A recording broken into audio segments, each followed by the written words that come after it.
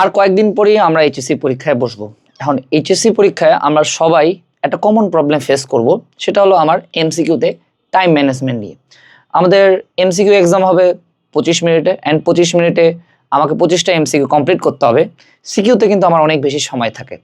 Maximum ভালো student আবার maximum খারাপ স্টুডেন্ট, বলতে গেলে প্রায় 99% স্টুডেন্ট কিন্তু এমসিকিউ এক্সামে খারাপ করে শুধুমাত্র একটা কারণে, সেটা হলো এমসিকিউতে তারা টাইম ম্যানেজমেন্ট করতে পারে না, অর্থাৎ 25 মিনিটে 25টা এমসিকিউ তারা দাগায় আসতে পারে না।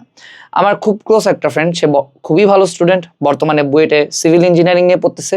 সে নিজেও হায়ার ম্যাথ সেকেন্ড পেপারে 25টার মধ্যে শুধুমাত্র 20টা এমসিকিউ কমপ্লিট করতে পারছিল, 5টা এমসিকিউ দাগাইতে পারে নাই, কারণ তার কাছে সময় ছিল না। এখন তোমার যেন এইচএসসি পরীক্ষায় এমসিকিউতে টাইম ম্যানেজমেন্ট নিয়ে ঝামেলা না হয়, এটার জন্য আসলে কি করতে হবে? এটার একটাই সমাধান, সেটা হলো বেশি বেশি করে এমসিকিউ এক্সাম দেওয়া। আবার আমরা সবাই সারা জীবন চ্যাপ্টার ওয়াইজ এমসিকিউ এক্সাম দিয়ে আসছি, কিন্তু যখন আমরা বোর্ড পরীক্ষায় বসবো তখন কিন্তু আমাদের পুরো একটা বই থেকে 25টা এমসিকিউ দিবে, অর্থাৎ সেখানে কিন্তু আমার পেপার ওয়াইজ এমসিকিউ সেট করা হবে। এইটার সাথে না আমরা সবাই খুব একটা আসলে পরিচিত না, এই কারণে আমাদের টাইম ম্যানেজমেন্ট করতেও ঝামেলা হয়। আবার যেহেতু আমরা এমসিকিউ এক্সাম প্রায় দিই না বললেই চলে, এ কারণে আরও বেশি ঝামেলা হয়। সো এইটা থেকে বাঁচার একটাই উপায়, বেশি বেশি করে এক্সাম দেওয়া। সো আমরা এবার কিউজি টেস্ট থেকে তোমাদের জন্য HSC 26 final model test exam batch নিয়ে আসছি।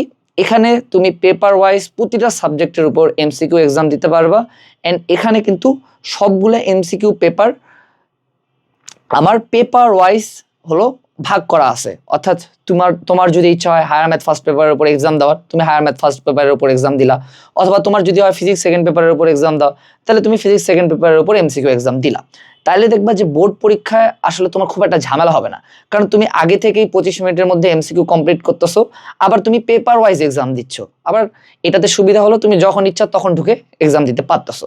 অ্যান্ড এখানে যদি তুমি সবগুলো তুমি এক্সাম কমপ্লিট করো, তাহলে তুমি টোটাল 12,000 এমসিকিউ সলভ করতে পারতেছো। সো 12,000 এমসিকিউ সলভ করলে কি আর তোমার কিছু লাগে? তোমার কিন্তু অনেকটাই প্রিপারেশন কমপ্লিট হয়ে যায়। সো এই জন্য এখন থেকে অবশ্যই এমসিকিউতে যদি বাস খাইতে না চাও, এখন থেকে বেশি করে পেপার ওয়াইজ এমসিকিউ এক্সাম দিবা, যেন তুমি পরীক্ষার হলে টাইম ম্যানেজমেন্ট করতে পারো। আর এখানে যদি তুমি কিউজি 25 এই কুপনটা ইউজ করো, তাহলে তুমি এই এক্সাম ব্যাচটা 25% ডিসকাউন্টে পেয়ে যাবা।